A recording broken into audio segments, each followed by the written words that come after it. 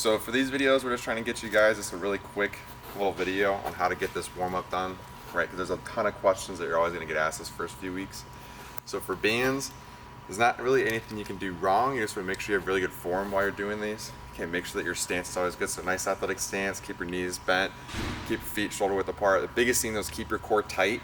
Really try and keep that rib cage down, try not to expand at all when you're doing these. Okay, but we're gonna give you some basic exercises, show you a few that you can add, and by any means you guys can add whatever you want after that. Okay, so usually we start off with some basic arm circles, 5 to 10 each way. Go as big as you want, just what feels good. Go to the side, get your shoulder a little bit more. Okay, same thing, 5 to 10 each way. Then, when you grab these, make sure you can grab them however you want. You can strap in, do it however you want to do it. I always just grab them, but make sure your palms are always facing the center, facing that metal clip in the middle, because if you go here, it's all tricep the entire time. That's a really easy muscle to stretch. It's a nice athletic stance, palms face the center. You're gonna do A's, T's, and Y's. A, T, Y. Biggest thing is make sure that you go all the way to your side of your body. If you can only get to right here, right, you gotta make sure you're scooting in enough to where you can get all the way to the side, and then just get to a distance that's comfortable for you, for it's a good warm up and not too hard of a workout. And then bounce through them just like how I am right now. About 10 to 15 in each spot. Those are gonna be the first 3 that we're gonna do. After that, we're gonna do what's called 90-90s. So you're gonna make a field goal with your arms. Keep your elbows back the entire time. So it's almost as if you're trying to like hold a pencil in between your straps when you load them. So our elbows stay back the entire time. We're gonna go hands up, back down. Hands up, back down. So then once we go at a full normal pace, it'll be a little quicker though. The biggest thing for these is make sure you don't flare your elbows down. Keep the elbows back the entire time. Load your hands up, and then just come right back down. Okay, about 10 to 15 here. Make sure you're keeping your elbows back the entire time. The only thing that's really gonna be moving when you're doing these is just the hands. Just stretching out the back of your shoulder. Then we'll flip to the other side for these last 2. So for these, right, you don't wanna lean forward too far. Right, you wanna still stay in a straight line. Make sure you're keeping your core tight. Same thing though, hands go down, back up. Same motion as the one before though, about 10 to 15. And then you're gonna do 15 chest flies. Keep your arms slightly bent, big stretch in your pecs. Out in front, back in. 10 to 15. After that, there'll be kids that wanna add bicep curls. Some kids may wanna do like tricep extensions up and out, right? You may wanna go through all your ERs and IRs down here, over top. You can add whatever you want. Just make sure, like if you're doing your IR, ER, make sure you're keeping your elbow high, all the way down. Good range of motion, same thing down here, right? But you can add whatever you want to add after that. So you're all good from there. For shoulder tube, these ones are really easy as well. There's not really any way you can do it wrong. The biggest thing when you get it going though is you want to keep it moving. So you're bouncing it, it's a little awkward to get it started, but once you get it started, you just got to make sure you're keeping it bouncing the entire time. So some guys will do holds, right? So like they'll do 10, 15 second holds at different positions, wherever they're at, holding it, keeping it moving for 10 to 15. I normally start off keeping it moving though. So I start off all the way up, all the way down. That'd be 1 rep. Do about 10 here, all the way up, all the way down. Then I'd go out in front, all the way up, all the way back down. Typically I would go over my shoulder, all the way up, all the way back down, internal, external. And normally you're doing about 10 straight before you move on to the next one, right? Obviously though, for the demo, we're not gonna go through the full thing. Throwing motion, same thing. When you're doing these, you wanna make sure you keep it moving throughout your throwing motion. A lot of kids will just throw and not keeping it moving the entire time.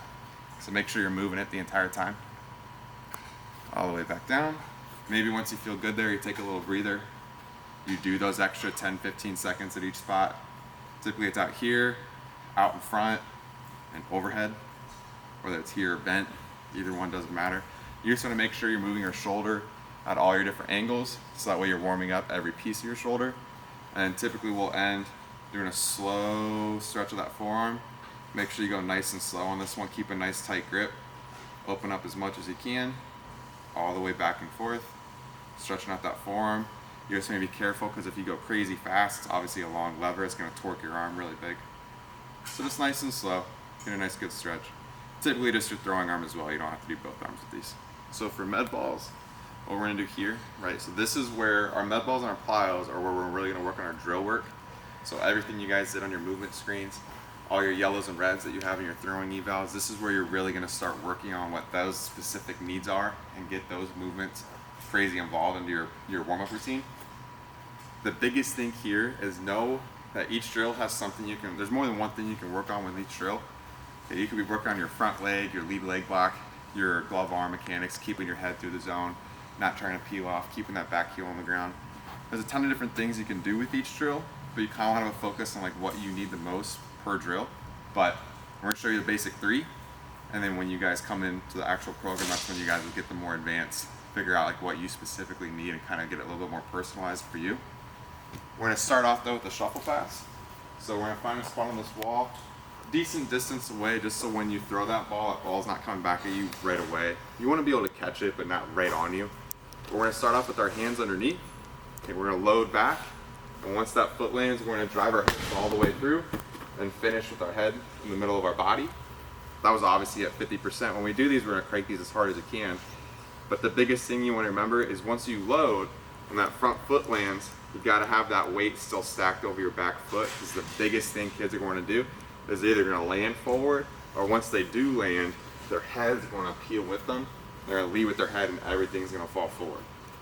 So you gotta remember that throwing motion starts once that front foot hits the ground. So whether we're throwing a med ball here, doing a golf club slam, or doing a golf club swing, if we're throwing a baseball, if we're hitting a baseball, whatever we do, it all starts when that foot lands. So we gotta make sure once we land, we're still tight towards our body, we're not out here. Ball's straight back behind us, so when we rotate, we're rotating right through that wall, and we're staying nice and tight and underneath that ball versus casting it out and wide. So easy ways to kind of think about how you want to finish. Like think like a Latin, pimping that home run, think like a golfer. Just make sure once you rotate through, that weight is staying in the middle of your body and you're not getting everything on that front foot. So at full speed, hands here, load back, drive all the way through. We'll do 5 our dominant way to start off usually, and then we'll flip sides, and we'll do 10 our non-dominant way. Same thing here. You just want to try and keep it as simple as you can. Stay with our head back, load straight back, drive right through the middle of that wall as hard as you can for the first one. The next one we're going to do is an overhead slam. You want to try and creep your hands in a little bit towards the center of the ball, try not to be completely on the sides, so that way we actually have something we can throw behind. I'm a righty, so I'm going to start out with my left foot. If I was a lefty, I would start out with my right foot, just like how I would throw. When we do these are when it gets super specific. So that first drill, we're just really working on rotating.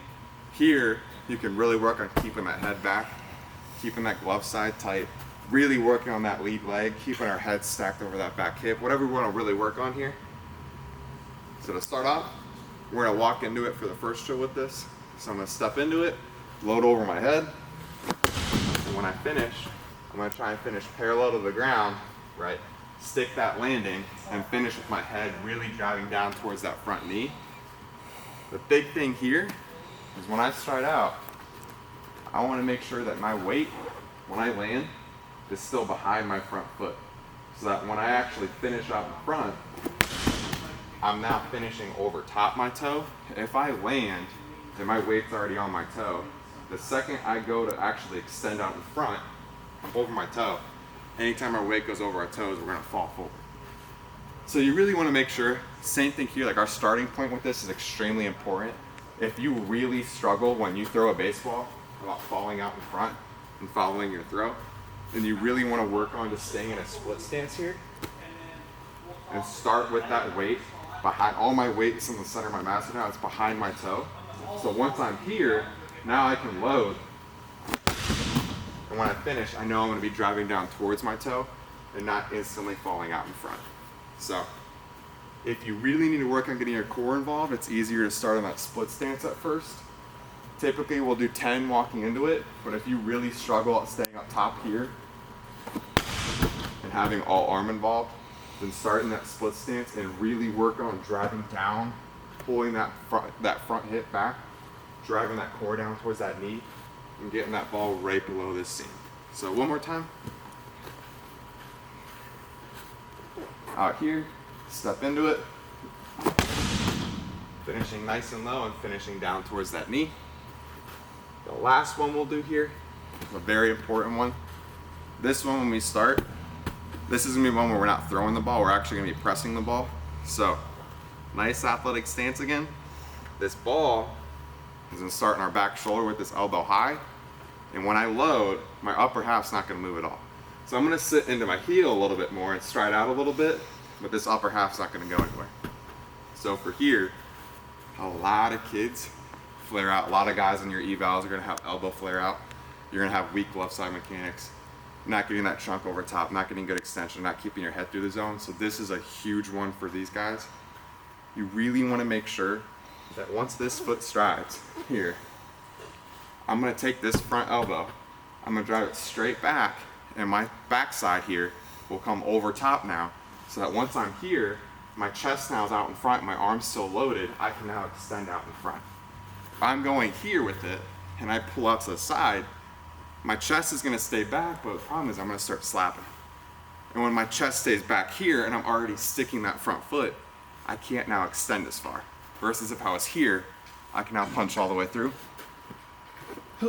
So, it's gonna be here, stride out.